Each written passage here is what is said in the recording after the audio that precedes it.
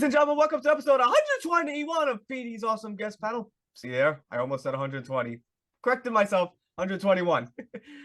Before we introduce tonight's guest star, returning guest star that I'm very happy to have back, I'd like to introduce tonight's co-host for this evening. First off, wrestling fan and longtime friend of mine, Mr. Christopher Petey. Heyo. Love that, man. That's the Ed McMahon. Instead of saying hi-oh, it's heyo. Introducing also joining us tonight, longtime wrestling fan and student of the Reality of Wrestling training company based in Texas, and my buddy, Mr. Darius Givens. What's good, everybody? Happy to see y'all. We're all happy to see you too, Dare. Love seeing you every time. Every time. We have a special guest co-host joining us tonight. He is from Hybrid Pro Wrestling out of the Headland, Alabama. He is the mouth of the very dirty South, and that is Mr. J. Cobb. Woo woo! Happy to be here. Really nice to meet some new friends here. And Mr. Dinsmore, big fan watching you. It's great to be able to interact with you and just happy to be here. I am happy as a monkey in a nanner tree. That's a beautiful analogy, and hopefully this is not the last time you join us on our special wrestling interviews. Of course, I certainly hope not, my friends. We love to have you back. Awesome. Now to introduce tonight's guest star, I'm very happy to welcome back, and he is a former WWE star, former Ohio Valley Wrestling Heavyweight Champion. He is former WWE World Tag Team Champions with William Regal, and a dear friend of mine, and probably not gonna say probably that he is one of my favorite wrestlers of all time. My guest I'm gonna welcome back is Mr. Nick Eugene Dinsmore. Mr. Dinsmore, welcome back, sir. How are you? Thank you so much. Thank you for having me. I'm excited to be here. Let's put on one heck of a show. Number 121. Let's do it. Let's do it. And Let's do it. Now we're gonna skip some of the questions that we interviewed last time, so we came up with some new ones. And one of the questions I wanted to ask you that I don't believe I asked in our first interview, and that is the raw emotion question.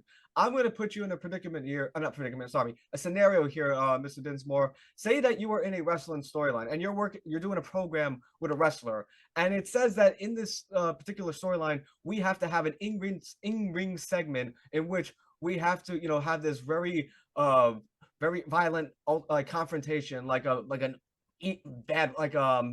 tense one. And this guy comes up to you, the person you're working with, he says, Mr. Dinsmore, and he says, Mr. Dinsmore, and he says that with all because he respects you so much. He says, Mr. Dinsmore, it says in this particular script that we have to get into lay into each other so badly. I know it's going to sound very weird for me to ask, but I think I have a really good idea where you lambast me so hard that you can make me cry in frustration. And that way we not only, we could sell the story and make it believable to the audience, but we can, produce really good storylines as well. If you were approached with this type of method from that said wrestler, how would you react to that method? I guess it depends on what he wants me to do to make him cry.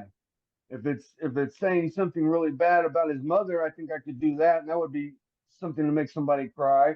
But if it's bashing somebody in the head with a heavy object, I might think twice about it, because I wouldn't want to do anything to anybody that I wouldn't want them doing to me. You know what I mean? Likewise. And you know what? I actually had this conversation with Darius too. Like he's a wrestler, and we talked about like if we were wrestling and we were cutting promos on each other, like we would lay into each other so badly, but then behind the scenes, not non-kayfabe, we would be like, I'm so sorry we said that. I'm so sorry. Like we would be like so apologetic, like backstage, like that's the what we would have done. Well, but the thing is, like, a lot of times I could give you material to say about me, because I know myself better than anybody, and I could say, oh, you could say this, and this would get me upset, and then I can say this about you, blah blah blah, and we could. It should be a cohesive a unit of people working together. Absolutely. Like say something that that the person's gonna be okay with. Like I would never, like if I was a wrestler, I would never say anything like going off script to offend the wrestler, like because I wouldn't want them to be pissed off at me backstage. But sometimes, I mean, the lives of professional wrestlers now are so much in the open that there's not much behind the scenes stuff that people don't know about with social media, and they're out there all the time doing all their business out in the open, that for the most part there's nothing that they can say behind the scenes that everybody doesn't know anyway. I see. And Chris, you had a question for Mr. Dinsmore. Yeah. So, in regards to like the art of constructing a match, do you rehearse everything in like move by move in the ring prior to the match? And like, what's also been your role as the producer and the agent, or producer slash agent? I mean.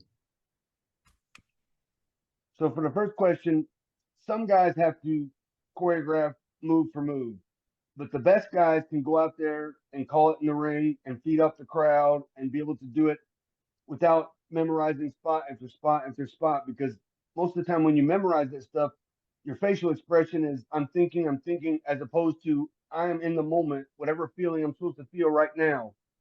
And as far as being an agent, what did you mean? How people call the matches if I'm an agent? Well, I mean, like at that and just like your role in general. But what about it? You mean like responsibilities, like as a producer or agent, Chris? Yeah, responsibilities as a producer or agent. Oh well, so I would let the guys construct the match. We would get the finish and we would work it out, and then I would be on the headset, uh, telling the cameraman and telling all the video people that okay, this move's going to be done, so we got to switch to this camera. Oh, we're going to go to break, so they're going to do this move. They would be talking to the referee telling them, okay, we're going to go to commercial, so let's get to a hold or get to a specific place where we know it's supposed to be. Oh, we got 2 minutes left. Okay, let's start to go home. Let's wrap it up. Okay, he's going to hold the belt in the ring above his head, get a shot of that. I found agenting to be kind of stressful because, you know, you're on live TV. And when I was with NXT, I was sitting right next to Hunter, and that just makes me nervous anyway. So, but it's a lot of guys can do it flawlessly, and I enjoyed working out the matches with the guys and helping them for that part. But doing live TV and having to be right there down to the second is just nerve wracking for me. Oh, NXT, like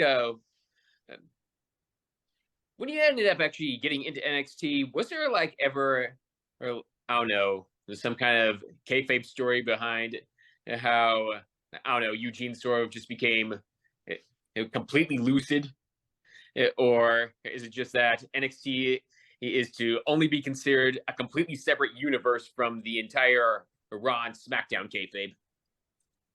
I don't know because Eugene was never really on NXT. I was a coach and I was behind the scenes, so I was never really presented as part of the on-screen product. And I assume the NXT is integrated into Raw and SmackDown because they'll say, "Oh, this guy's coming up from NXT." So, but again, I've been around WWE since about 2015, so I can't really speak for what goes on now. Well, that's what I get for not following the product too much. You have to follow the product, Chris. It's getting better. Darius, you had a question.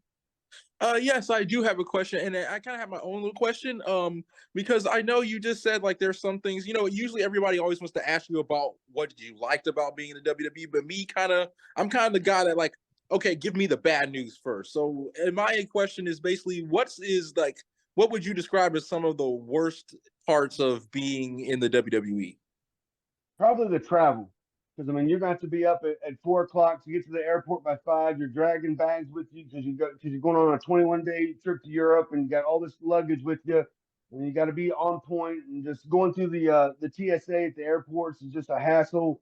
Big lines of people, they're coughing on one another, and just I never really minded if a fan noticed us and wanted an autograph. That was never a problem. But just the travel, and you got to get in the car, get to the building, get to the next building. You got to drive 500 miles in one night. The travel is probably the worst part of it. Either that or getting slammed in the head by some big muscular guy.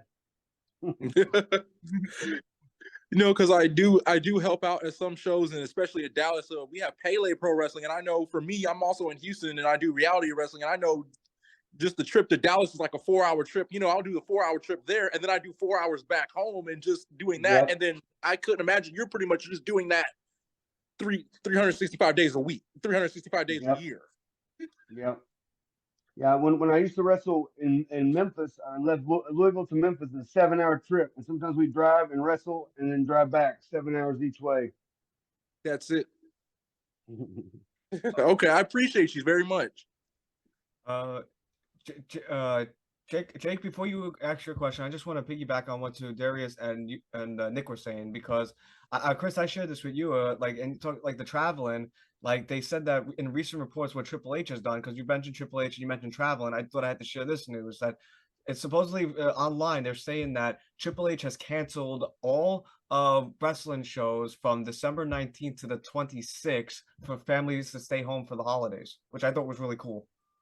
Yeah, that's cool because they can always put some kind of video together, package video that they make in the video department to play if we need anything on TV. But to give people that time off is they're traveling and working so hard, they deserve it. I agree. Me too. Jake, your question? Yeah, I mean, with the videos, I would love to see some resurgence of the Billionaire Ted skits. I found those very interesting and humorous. We're gonna go top and bottom here.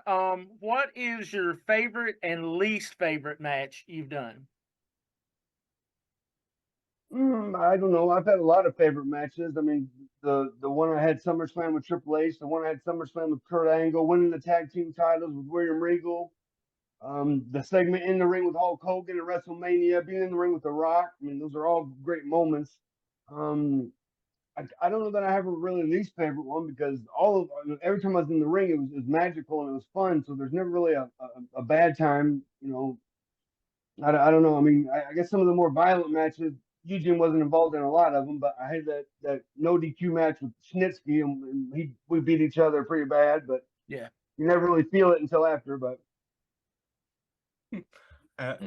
I just want to say too, and this is before I ask my next question, Mr. Dinsmore, that to preserve the wonderful world of kayfabe, I would also like to dedicate this episode to the memories of Eugene's red balloon from the SummerSlam 2006 that Kane popped. And I wanted to get your memories of shooting that commercial when Fisher and Kane were fighting over the last hot dog, and while in passing, Kane had this wonderful balloon that you had, and he popped it when he punched it. yeah, it was. We filmed that in LA. It was a beautiful day out, and they had the big pool setting, and there were some pictures I had taken behind the scenes where Eugene and all of his gear was laying out with all the divas, getting some sun. But then I had my balloon that I liked, and Kane walked by and popped it and made me cry. I felt so bad. I felt that pop, sir. Another one we did, William Regal and I did, where I can't remember what it was for, but we did like 2 o'clock in the morning in LA, and they put that stuff on Regal's arm and then set his arm on fire. Do you remember seeing that one? I actually gotta rewatch that. I don't remember that. I think I think it was for SummerSlam. Maybe it wasn't, but Eugene was going on talking and talking, and can't remember how. I guess it was supposed to be like an Olympic thing, and we had a torch like the Olympics. And Eugene was just yelling and caught Regal's arm on fire, and he's all behind me trying to get it put out. And then they had to like cut the scene and put the fire extinguisher on him. I think I saw it once, but I don't think they played it much after that. Might have been too much for WWE. Wow. And of course, Darius, before you ask your next question, I just want to say, Nick, I said this before on the previous interview, and I want to say it again because I thought, Eugene, you had some of the best lines and moments. 3 of my favorites will always be, the first one would be when you were at ECW's One Night Stand 2006, when you were saying, my Uncle Eric told me I'm as smart as an ECW man. That one, and then when you said, are you saying boo? Or are you saying you for Eugene? And then the other one I had, and I'm sure Darius, Jake, Chris, you probably remember this one too. It was in London where they were doing a bounty thing for DX, and Eugene goes to the door. He goes, "I'm here for the bounty." They pick up the paper towel and they go, "Here you go. It's the quicker picker upper." Picker upper, yeah, that was funny. And then I charged in, and they moved out of the way, and I fell over the table. Oh, that was so cool. You were just so great in that scene, sir. I just have to give you so much props for that. That was fun. The one in ECW was like one of the only times that I really had a hostile crowd against me. But it was fun. And then Sandman came down and started beating me with a kendo stick. And then somebody in the crowd gave him a second one. So I was getting beaten with 2 of them. I remember because I think the following night on Raw, you had like the bandage on your head with the happy face on it. I had to have. I'm not a very good artist, so I had Jerry the King Lawler draw the happy face on there. Well, he's an artist, right? Yeah. Big time, big time. Darius, your question? Yes, actually I have a question. What was it like working with Umaga, late great Umaga? The first time I wrestled with him, I was so afraid that he was going to just demolish me because I seen him wrestle other guys and he looked so vicious. But he was one of the easiest, nicest guys to wrestle. And then once I could trust him that he wasn't going to kill me, then I could big sell for him. And he knew that I was going to sell big for him, so he liked working with me because I put him over like he was a monster because that's what he was. And it was easy to work with him. It was fun to work with him. He was probably one of the more agile, athletic big men that I've ever been in the ring with, and a really nice guy. So cool. And I wanted to get you ask two questions before Chris, before you ask your question. I wanted to ask two questions for Mr. Dinsmore, two quick ones. And that was when he does that running thing where he runs and the person's like on the bottom, like that looked painful, like to take, like when he runs and he does like that butt slam like on the person's face. Like how do you how'd you do that? Because that looked so painful. You get a Samoan ass cheek on your face. That's what happens. You learned anything from Rikishi. Yeah, yeah. I would take Umaga's before Akishi's. I don't want my nose in his butt crack. And the other Doesn't last as long. Ugh. Yeah, Jazz Vince. Well, I also want to know Yeah. too because when I rewatched it, I was thinking, was he trying to break character? But when you remember when you had the shirt gun and then you shoot it in Armando Estrada's well private area, and then Umaga gave this look like, what was that completely unscripted, or was he trying to break character, or was that whole planned? I really don't even remember. I remember the one when I shot Regal. I got him in the groin with it, and there's a story that I've never told before. We were rehearsing that earlier in the day, and one of the interns walks up to me and he goes, Vince says if you can knock the cowboy hat off of JR's head, you get $1,000 bonus. And Vince was like on the floor, and I looked at him and he made eye contact with me and he just shook his head yes. So when we were on TV, I turned around and I shot it, and I didn't come anywhere near him. But what I should have done is I should have went to JR and told JR that I'm going to shoot it and you knock your hat off and we'll split it. But it was something that I was just a weird predicament because I don't know, it was just weird because Vince gonna pay me $1,000 to shoot it at JR. Chris, your question? Did you know you were drafted to SmackDown in 2007 prior to the supplementary draft that year? No, everybody found out when the draft was put on the online because I was on tour with Raw when I found that out, and I had to totally get new travel and go somewhere else. And when traveling though, Nick, is it easier to travel by yourself or with a traveling partner? I know it's a dumb question to ask, but I was just curious to know if it's easier for a wrestler to travel with somebody as opposed to traveling alone. Well, some guys like to travel alone, and I get that, but and some guys want to travel together. A, it's a little bit cheaper, but B, if it's a long drive at night, you got somebody to keep you up, and then you can bounce ideas off one another and just talk about wrestling and angles and stuff like that. I always found it a lot better if you got a group of 3 or 4 guys that are really good friends that can travel together and do the same kind of things. That it's much easier. Oh, when you traveled in WWE though, did you have a traveling partner? Or like, who were your traveling partners? When I first started, I traveled with Regal and Tajiri. And then when Regal got sent to SmackDown and Cena came to Raw, I traveled with Cena and Tajiri. But sometimes if Cena was really busy, I would travel with Conway and Sylvain Grenier and Lance Cade and Trevor Murdoch because they pretty much rode together. But I would jump in with them. Oh, okay. Jacob, your next question? All right. Hard hitting question here because I was really invested in the Eugene character. Really loved me some Eugene. 2006. I'm a Transformers fan. The day you became a Decepticon, how do you feel about that heel turn? It was weak because I didn't get to turn on somebody like Hacksaw was great, but if I would have turned on Shawn Michaels, the people would have hated me more. Yeah, yeah, totally. I felt like the people didn't want. I felt like the people didn't want to boo Eugene, and I don't know if that's because the people didn't want to boo Eugene or it's reflective on my performance that I didn't do the performance to make them boo Eugene, and I really don't know. But are Well, you in Alabama? Are you in Alabama?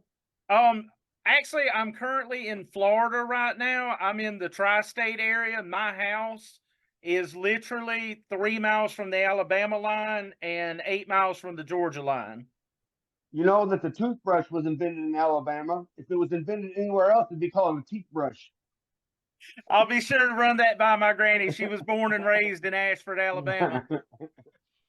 So my question for you, Nick, is that how are battle royals and Royal Rumbles constructed? Because you got all these people, like you have all this communication going on, and how does that go about, like, you know, producing like stuff like battle royals and or Royal Rumbles?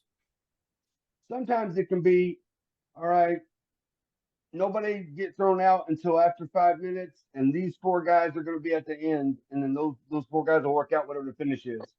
Or it can be constructed where, you know, like even like the Royal Rumble, this guy comes in, and when he comes in, that's the cue for these guys to go out, and then the next guy comes in, and that might be the cue for something else to happen. Plus, all the referees around the ring all have earpieces, and they can pass along any messages. Okay, and Jacob, I know you had this question for me earlier, so you want to go ahead and ask Nick this one because you sent it to me earlier. Yeah.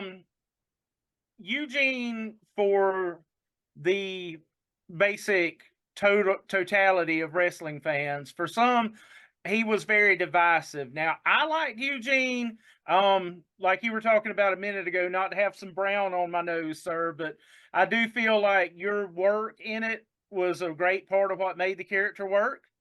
But some people found him offensive because it's struggles that families have to deal with, you know, Eugene, you know, his type condition.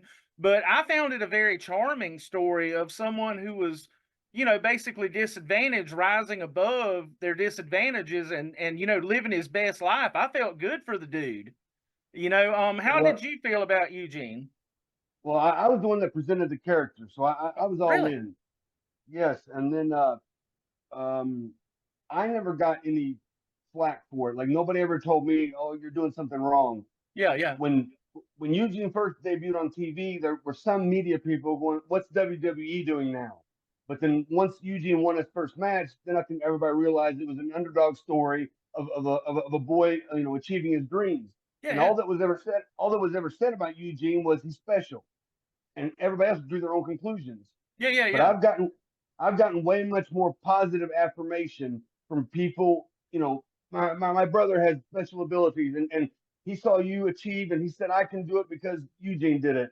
About 2 years ago, I was in Gatlinburg in a autograph session, and a boy came up to me, 21 years old, got the picture with Eugene, and then he handed me his phone, and it was a text from his mother to me, telling me that, you know, this boy had a rough life, didn't have a father. She was trying to go to college and raise 3 kids. He was getting bullied in school. He had, you know, slight autism. And when Eugene was on TV, it gave him inspiration and courage to really keep going. And now the Yeah. guy's like got a good job. He's got a wife. He's doing everything. He's doing well. And it was things like that that I know, you know, that people liked Eugene way more than people thought it was divisive. Maybe the political climate now, people might look back at it and say it was in bad taste, but he was way much more an inspiration than he was like a laughing stock, you know? Totally. I thought the Rock wants to be your friend segment was like one of the most awesome things I ever saw in wrestling. That's what made me a star. That I think we were supposed to do like 12 minutes and we ended up going like 19 minutes, which on live TV is really a no-no. But The Rock said, you know, if it's good, it doesn't matter. And that was the case, you know, and that was the after that, then people noticed me Yeah, yeah. because on WWE, if they want somebody to be a star, they're going to zoom in on their face. And if not, they're going to zoom on the match and just show the match. But in that segment, you know, there's a lot of facials, and that was when they really started to push me. And that's when I would be noticed out in the airport or out to eat or something. Rock was the one that made me a star, and he didn't know me. He didn't have to do that. He took a day off work and came down and, you know, got Eugene over, and that's a sign of a top guy reaching down and pulling somebody else up, which is what they're supposed to do. So I'm forever, you know, indebted to The Rock. So Um, Awesome. Can I just say too, Jake, you mentioned that segment. I thought it was great, and I just wanted to, quote Nick the quotes that he said in that thing, especially with The Rock. I don't remember what the first thing he said, but I remember the two things he said. He says, "Who is the most electrifying man in sports entertainment? The Rock. Who's your favorite wrestler? Triple H." Yes. but that was all set up because I was going to end up wrestling with Triple H, and it was they saw the Eugene character getting over.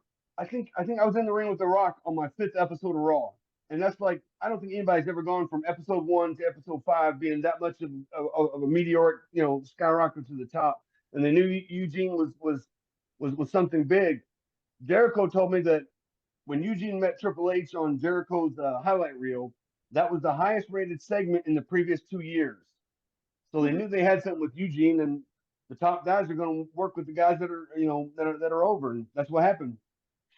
And succeeded. And I love to pay homage to you, Nick. And I was wondering if I may, if you remember this very well, we talked about ECW One Night Stand, especially the poem that you read at ECW One Night Stands. I happen to have a copy of that poem. May I read it to you? Sure. Okay, you guys are gonna love this. Jake, Chris, this was the poem that Nick read at ECW One Night Stands. I'm hardcore. ECW is the place to be. I love funk and RVD. Stevie makes me howl. I want to use Taz's towel. ECW is not phony. I want to hug Balls Mahoney. I love you all and want to picnic with Sabu. And I think he got caught by the Sandman at that point. Yeah, that was good. The people didn't want to see Eugene, and they loved it when Sandman beat the bejesus out of me. But I gotta say too, with the ECW though, like, were you a fan of going in and performing at an ECW pay-per-view? Because this was actually the first. I mean, well, WWE operated ECW at that time, but it was like the first non-WWE pay-per-view, so to speak. Was that the first one? Or was that the second one? I think that was the second one. Second one, but it was your first non yeah. one. Yeah, I loved it. I was excited to go. Yeah, because it was something different. It was, a different crowd. It was a different atmosphere for Eugene. And I felt like that crowd wanted John Cena to win so they could riot. I really felt that crowd felt that way. And when RVD won, they were happy, but they were like, we don't get to riot now. You know what I mean? And I felt like the crowd was that way. And nobody else has ever really said that. But there was like some real hostility in the air. And these people wanted to let it off, and attack, have a big riot. But it didn't happen. No, and we got Randy Orton getting punched in the arm by a kid while he was going by in his entrance. We've had Cena throw his shirt only for the people to throw it back.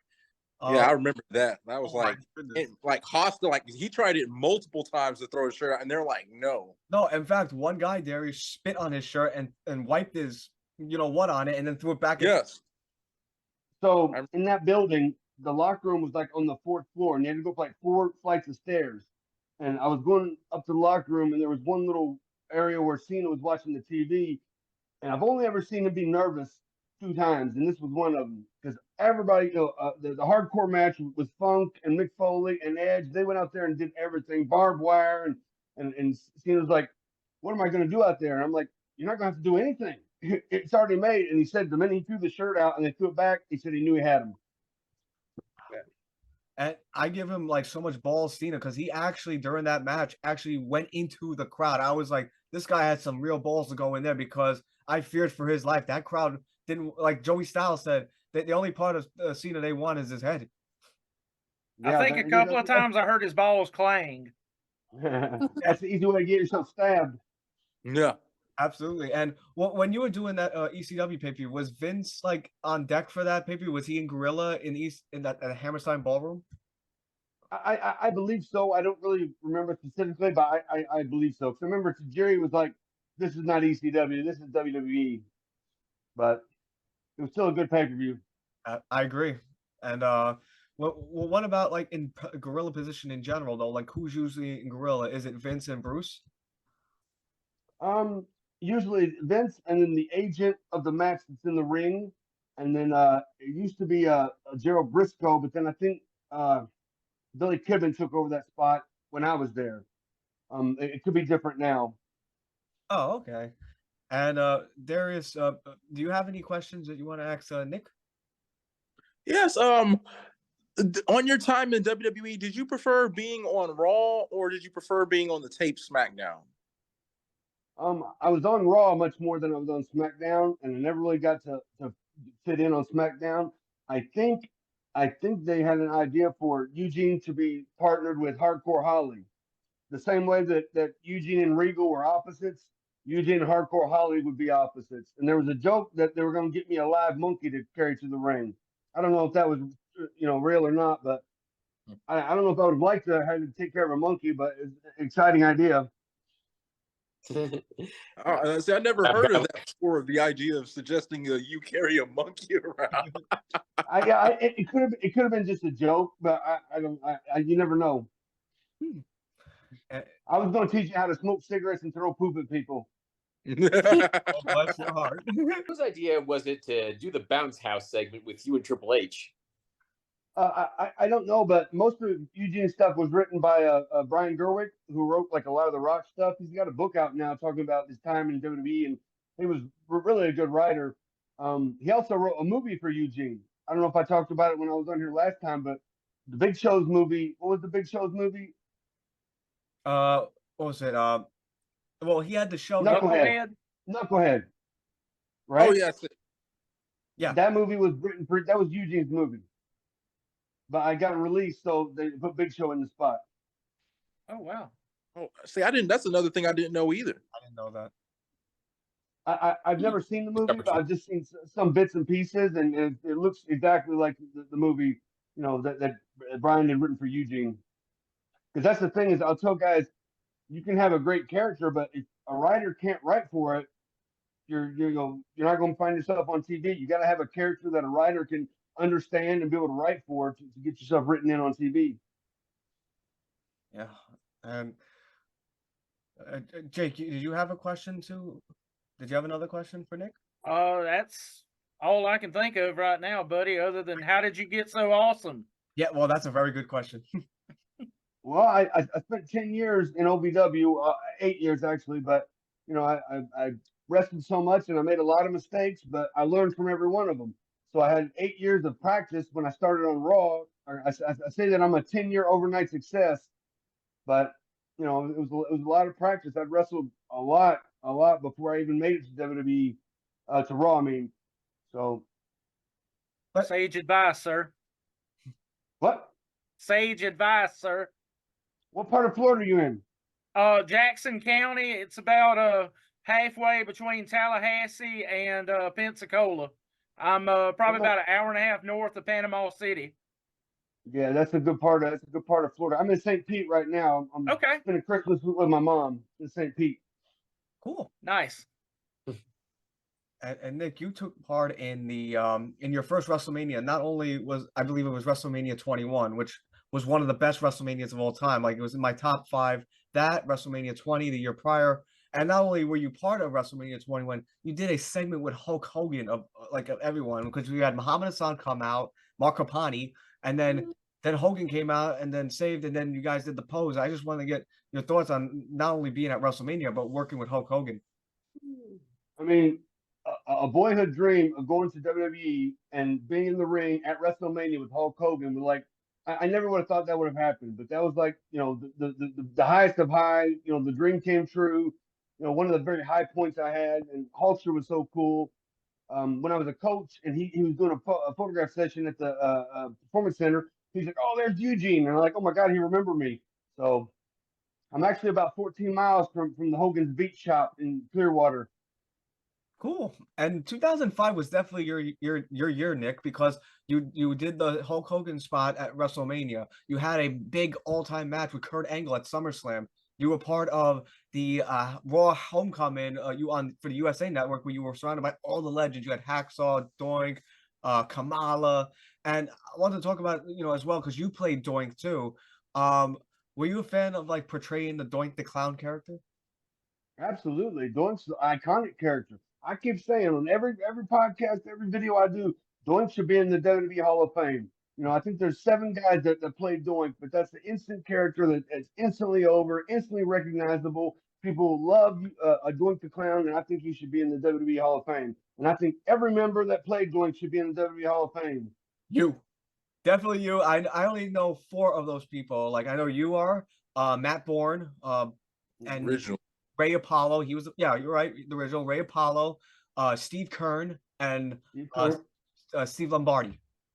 And I think one of the headbangers did it. I'm not for sure, but I think someone told me that. And didn't Jericho dress up as Doink like one time? Jericho did. Yeah, I remember that. Jeff Jarrett did. I don't know.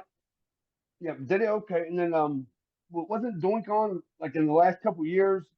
During COVID, wasn't there I didn't see it, but didn't they fight in the headquarters? Yes. And Doink was there. I think that was one of the WrestleManias, I think. No, WrestleMania I 7. don't remember. No, it was Money in the Bank. Nick, Oh. it was Money in the Bank. You're right. When they were fighting the headquarters to get the Money in the Bank briefcase. Yeah. Yeah, I didn't see it, but I heard about it, and I don't know who played that one. And we talked about like attires. You had 3. You had Doink. You had the white. Am I saying this right? Leatherman or like is it Leatherman jacket? The white. It was actually a red jacket, Oh. and I turned it inside out, and then Hunter goes, "You ought to put your name on the back of it, so when you turn it inside out, people can see that it's inside out." But I don't think anybody recognized that it was inside out. They just thought it was a white jacket with my name on it backwards. Oh, but did you prefer wearing the jacket with the trunks or the superhero tights? I don't know. I liked both of them, but what I came to figure out a little too late was the guys that change their costumes or gear often get more action figures made of them in new gear, and that means more money. I was in the white coat for a long time, and then I switched to the. I don't even think the Superman guy got an action figure at all. You know, if I'd have switched up gear more often, Jeff Hardy would switch his gear about every 6 weeks, and then they make a new Jeff Hardy action figure. You know, and I didn't really realize that until much later.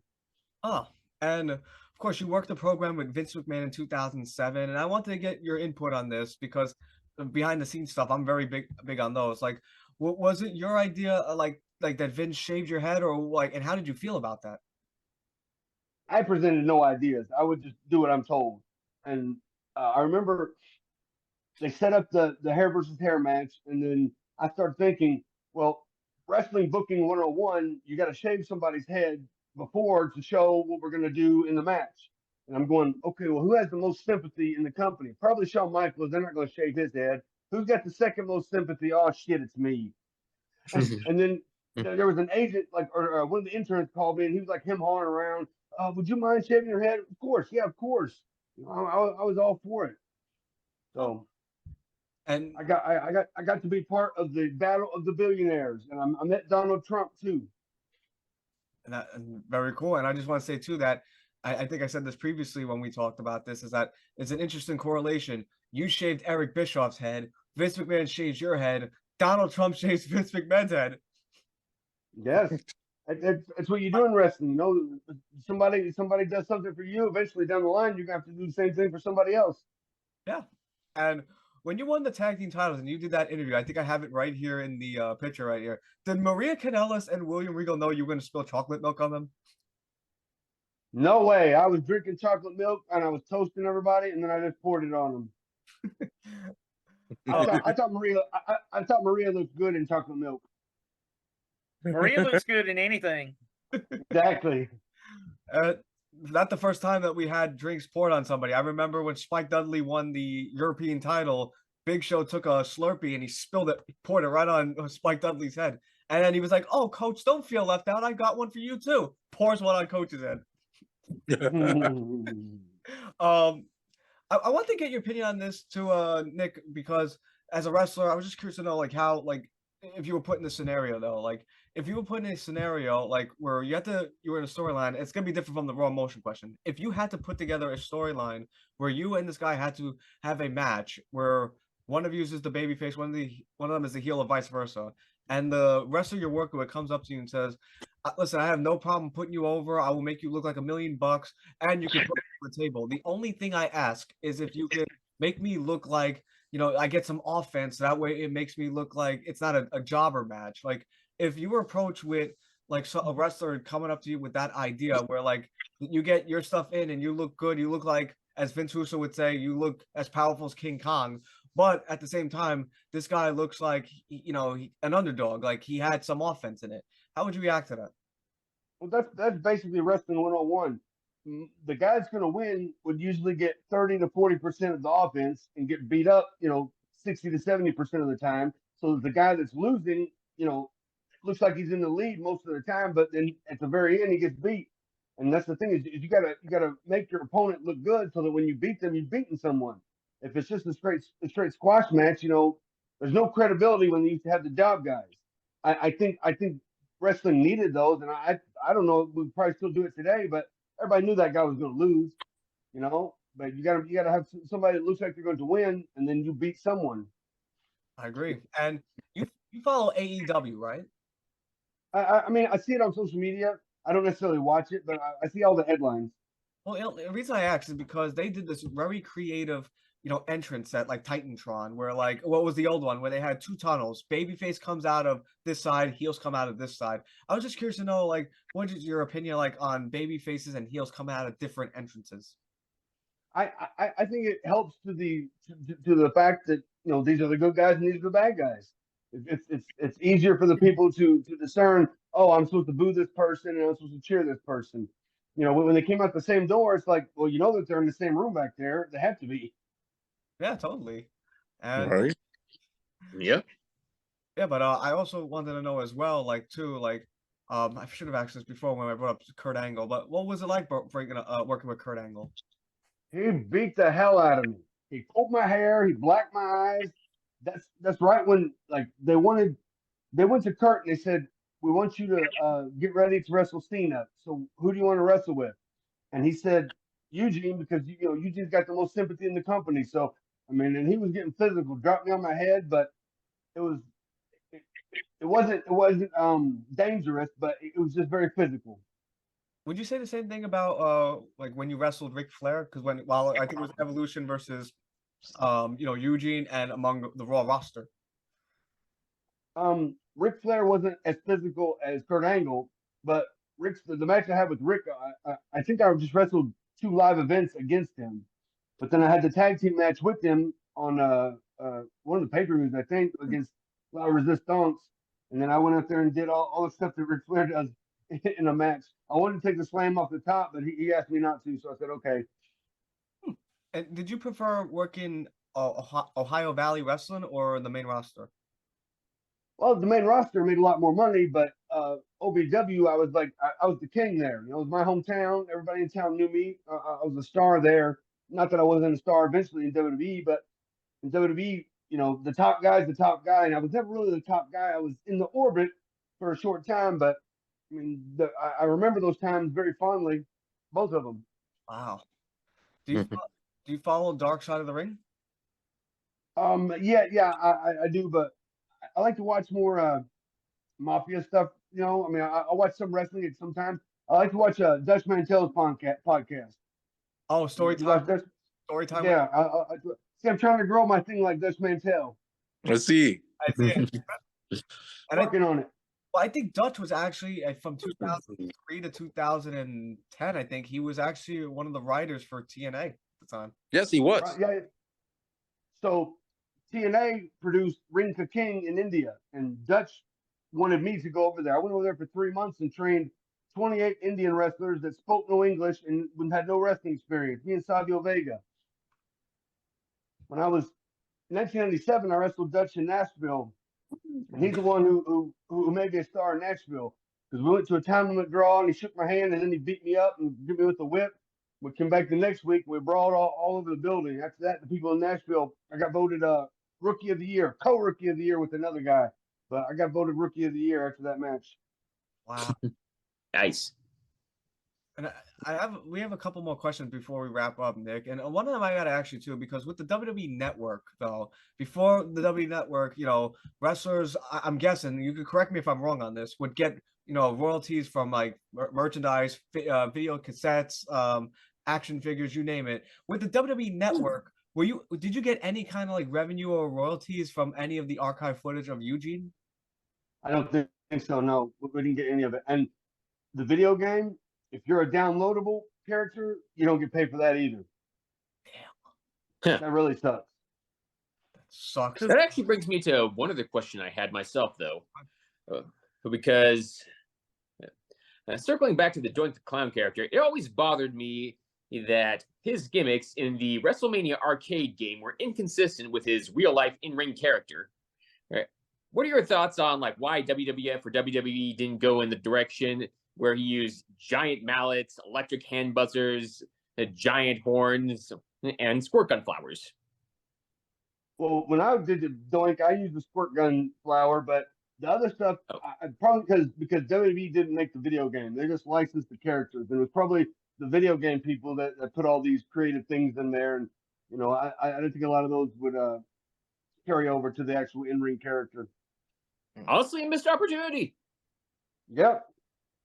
I'd like to have a hand buzzer. It's hard to use a hand buzzer unless you show them. People not really sure what it is. Because I used the flower to squirt of water and I squirted on Benoit, but you really couldn't see it on TV. It wasn't that big, visual effect. Well, I wanted to ask you about that match too, because I remember when you made your entrance, you had like the silly string, you sprayed it in the crowd. You mentioned how Kurt was very intense, like an intense wrestler, but would you say Benoit was also very intense? Well, I wrestled Benoit for less time. The match with Doink was just a couple minutes long, where I was wrestling Kurt Angle 10 to 12 minutes every night. Oh. I also wrestled Benoit in OVW, and he was very physical, but I was younger and I was a little more physical in my wrestling then. But when, Kurt was just another level. I mean, Benoit was on that level, but I didn't have that long of a match with him, if that makes sense. It does. And I'm not sure if you had interactions with him a lot, but I was curious to know, like, if you ever worked with CM Punk. No, I know him. He was in OVW. I was around. He was on ECW when I was on Raw, and they were on they toured together on the same night. I don't know. I like the guy. Okay. I just was curious to know if you worked with him, like did projects with him in OVW. Just was curious. Not really. I think I was on TV by the time he was kind of coming into OVW, and then when he made it to TV, he was on ECW. So we were around one another, but we never got the opportunity to work with one another. I see. And I just wanted to say too, like, you debuted in WWE on the main roster. It probably was one of the best years of wrestling. I think Darius, Chris, Jake, you guys can agree. 2004 was such a great year. You had Undertaker come back at WrestleMania 20. You had the debut of Eugene. You had Eddie Guerrero as champion. You had Benoit winning the World Heavyweight Champion. JBL went on to be 280 and his record longest SmackDown champion since way before Roman Reigns.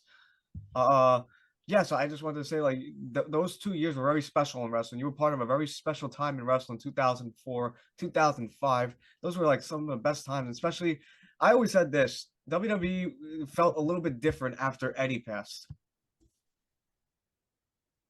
Was that time period the ruthless aggression time period? Yes, it was actually November 2005. And when did that end? When did ruthless aggression end? It ended like people say there's two different stories to this. They said that it died when Chris Benoit tragedy happened, but then there's other people saying that when WWE went HD, that's when the PG era was born. So take it with a grain of salt. When they went PG, their advertising dollar tripled. They were supposedly they were going to go with a beer sponsor and remain Monday Night War ruthless aggression style. But they went with PG, and then they just the advertising dollar tripled, and they made a lot more money doing PG than they ever would have being hardcore, not hardcore, but more ruthless aggression, whatever it's called. Well, that became more about the advertisers and less about the fans. Well, but the thing is, the fans are. I mean, they're making more money than ever, so you can't say that people don't like it.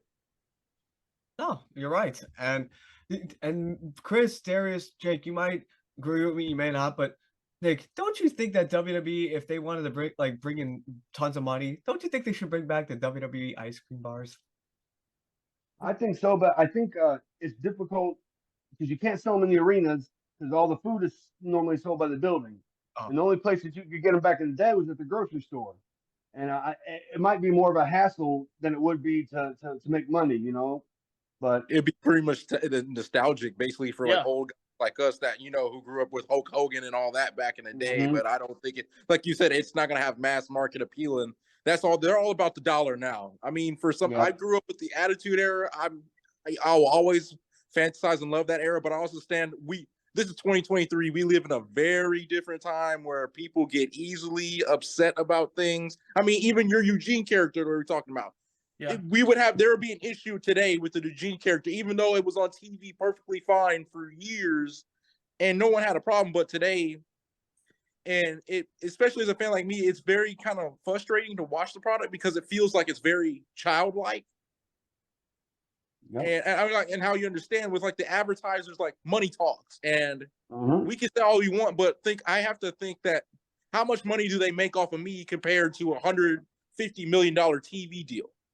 I've got a solution. We bring back the ice cream bars and we have Eugene advertise them. They sell themselves.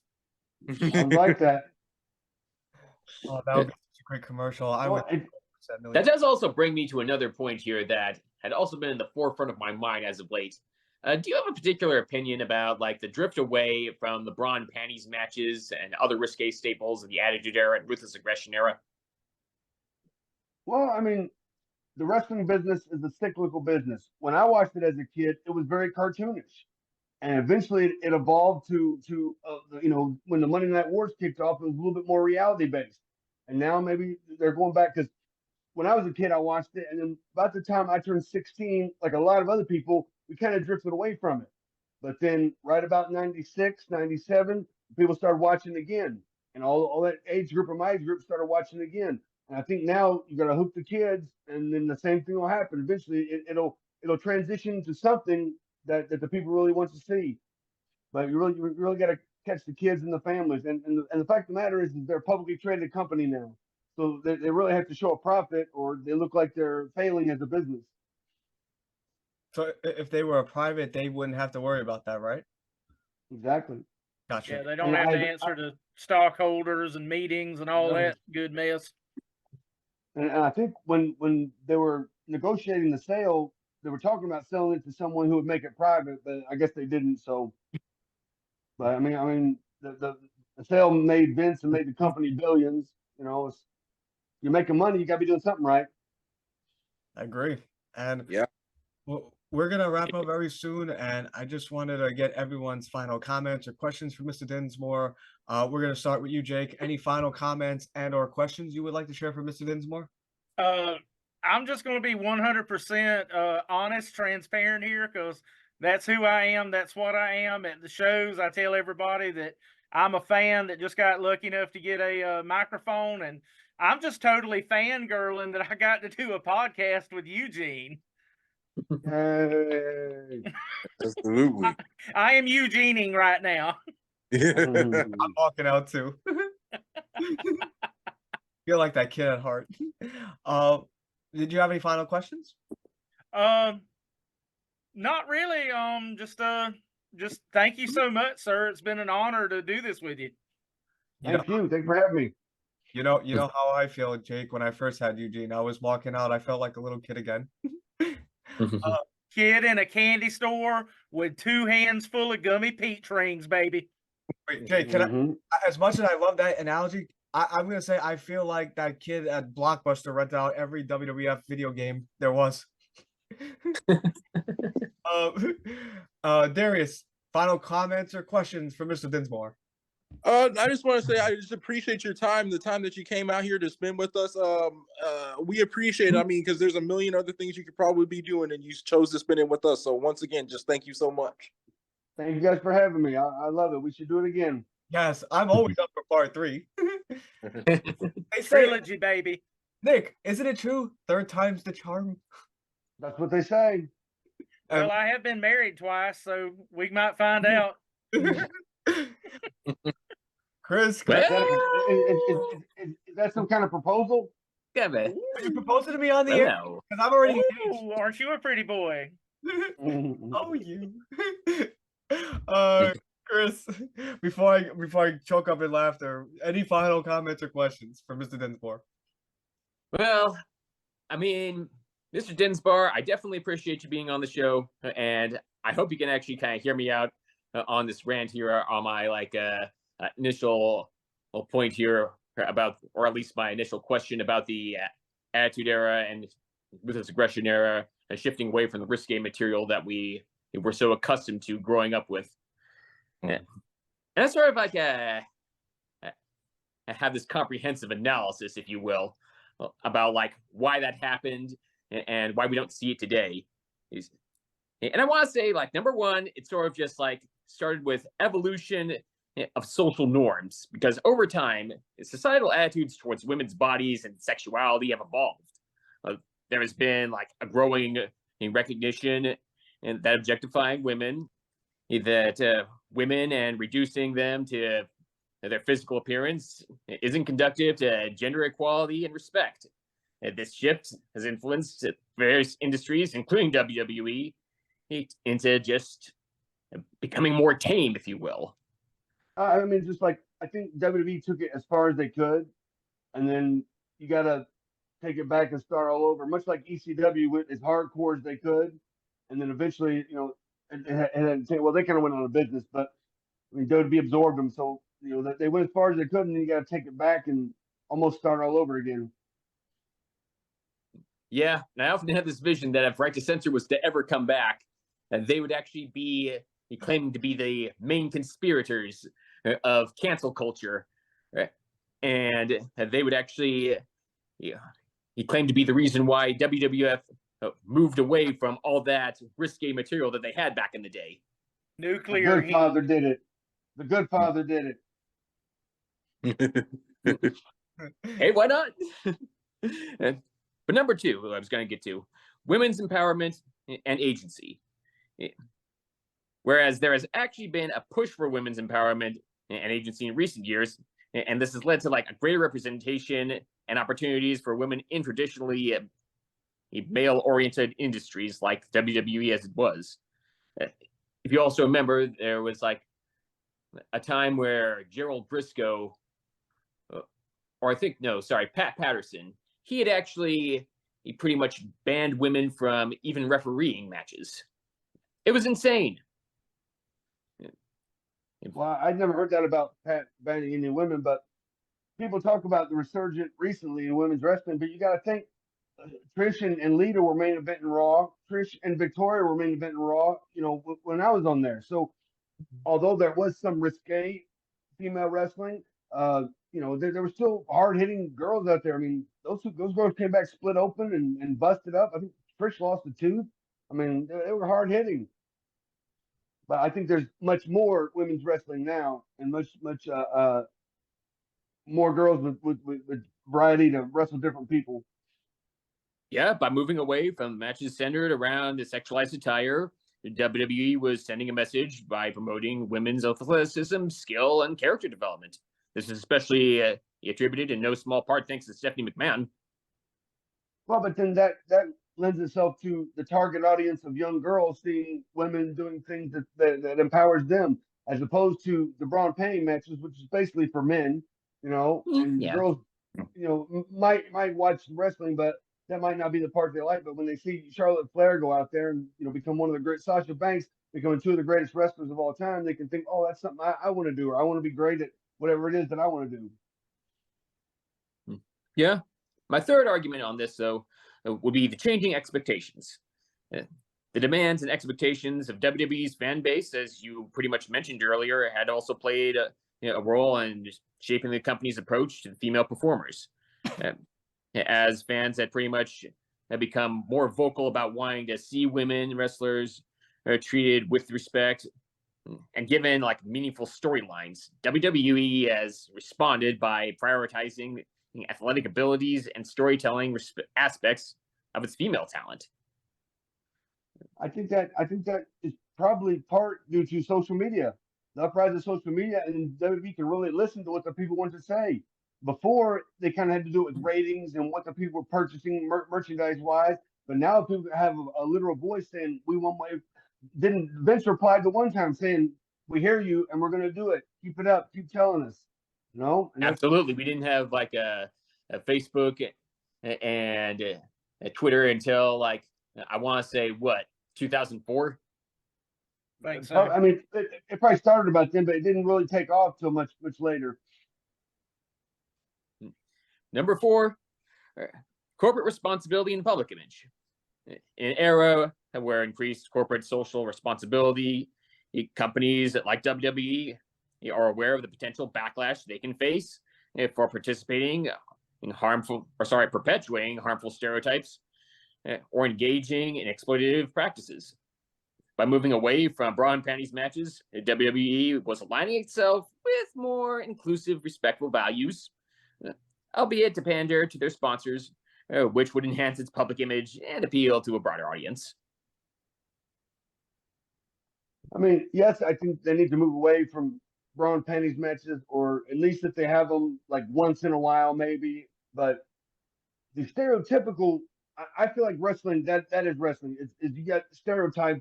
You know, you got the cowboy, you got the Indian, you got the police officer, you got the criminal, you got the fireman. You know, when I come through the curtain, you need to know exactly what I am just for coming through the curtain. And a lot of times now it's athletes. It's just athletes coming through the curtain. So then we have to get to know this person so that we have emotional connection. You know, if you come out as a certain character, Tatanka comes out, oh, he's a Native American. All the Native Americans can go, hey, he's my hero. But now if it's just an athlete, you got to really get to know this person. You got to have interviews backstage. They got to talk so they can say, you know, I like what this person has to say. And again, social media, that talent can be perpetuating, you know, their thoughts, and sometimes that can be bad, sometimes that can be great. And my 5th point on this, long-term sustainability. Worth considering is the long-term sustainability of a product or brand. And by focusing on the character development, athleticism, and storytelling, WWE can create more engaging and compelling narratives that resonate with a wider range of viewers. And this shift essentially would help attract new fans and keep existing ones invested in the product, ultimately contributing to the longevity of the company. Yeah, I think it's a new era, and it's something that's never been done before. Some people say that when WCW was bought by Turner, and then there was business executives trying to head a wrestling company, that was one of the things that really started the failure of WCW. Could that happen with WWE since they got, you know, overhead business people? Maybe. But WWE has always been able to put something on TV that might be questionable, but make it right. I say it all the time. They took the mask off Kane. Nobody ever thought they could have taken the mask off Kane, but they did it, and people bought it. You know what I mean? They just have the ability to be able to suspend the people's disbelief and make it magical. You know, and they're getting better and better at it. The only thing that I would worry about now is overexposure. You got 2 days, you got NXT, and then 2 days of WrestleMania. That gets to be a lot, you know. Yeah, that's the only thing I would worry about. But they're still making money and they're still drawing ratings. So whatever they're doing must be right. And different stakeholders and perspectives may be additional factors to consider. I mean, if you're making money, the stakeholders should be happy. You know, that's the bottom line. Because Eugene said so. That's the bottom Hey, line. That's the upper Damn line. it, Cutter. Chris, you had more, or was you? That's all I had. Okay, I wasn't sure because you had 5th point. I didn't know if you had a 6th point. Yeah, I just only had 5. That was 5's the limit. 5's the limit. that was one hell of a promo. I give you a solid A+, my man. I have one final question, and I have a final comment. I'm going to ask the final question, and it's not my question. It's more for you, Mr. Dinsmore, and this is a part of the show where you're very familiar with. What's next for Nick Eugene Dinsmore? Now, this is the part you're very familiar with. I'm going to pass you the proverbial microphone, like a live microphone, proverbially, and I want you to say anything you like. The floor is yours, Mr. Dinsmore. You never know what's next. You know, tomorrow's not guaranteed. I'm just still having, you know, I'm trying to wrestle as much as I can. I'm trying to get together a book. I'm trying to write a book, and I'll go back and I'll see pictures, and I'll remember, you know, what I was doing when that picture was taken, and write a little bit. And I've been watching some of the Raws back that I was on, and remember, oh, this is going on backstage, and just making notes. I'm just, you know, living day by day. I'm in Florida now. I might be here for a while, so, you know, I might be able to wrestle for all the companies in Florida. When I lived in Louisville, I wrestled for every company within driving distance of Louisville. When I lived in South Dakota, I wrestled for there wasn't many, but I wrestled for every company in driving distance from South Dakota. Now I'm in Florida, and there's all kinds of wrestling down here. So It's almost like the old days when you go to the new territory and then you can make all the towns. So hopefully that'll happen. I'd love to see you back in WWE. Never say never, brother. Yeah. I would so mark out if I saw Eugene on TV. Like I was totally shocked in 2009 when you had that match with The Miz with the contract on the pole. I really thought you were going to win that match. I had no idea that was The Miz. I was thinking, Eugene versus a jobber. Eugene's going to win this match. He's going to get a contract. And then they pulled a swerve and it was Miz. Yeah. Yeah. Oh, well. Maybe I could If bring I a may, Royal Rumble. I'm not going to try to Mick Foley cheap plug here, but the book idea is great. I've actually published 4, and the first time that I held a proof copy in my hands, it was like being handed a newborn child. I felt like I brought something into this world. So I will greatly, greatly encourage you to pursue that. Yeah, what I really need is an editor because I've written a lot of stuff, but I difficult to go back and read it all. It's just too much reading for me. I can get inspiration and type. Message me, get Pete to hook us up, and we'll talk about it. I love that. And also, I have a final comment that I want to share with you, Mr. Dinsmore, and that is thank you for not only an amazing second interview. We'd love to have you on for part 3. I am so honored and privileged to be friends with someone like, the iconic and pro wrestling vet, Nick Eugene Dinsmore. But I also want to say you have this incredible gift, sir, where and I'm going to sound like a broken record. I know I say this every episode, but I really do mean it. It's genuine. You have this incredible gift, Mr. Dinsmore, where you could take a 33-year-old fan, bring him way down here, make him feel like that 14-year-old in 2004 watching the ruthless aggression era of WWE and just living the life as a kid watching wrestling and being entertained. Well, I mean, that's what those special points in time are for. You can remember the highlights of your youth. I enjoy to be a part of it. I'm glad that I was an inspiration to people. And I'm glad that there are fans like you that still appreciate me.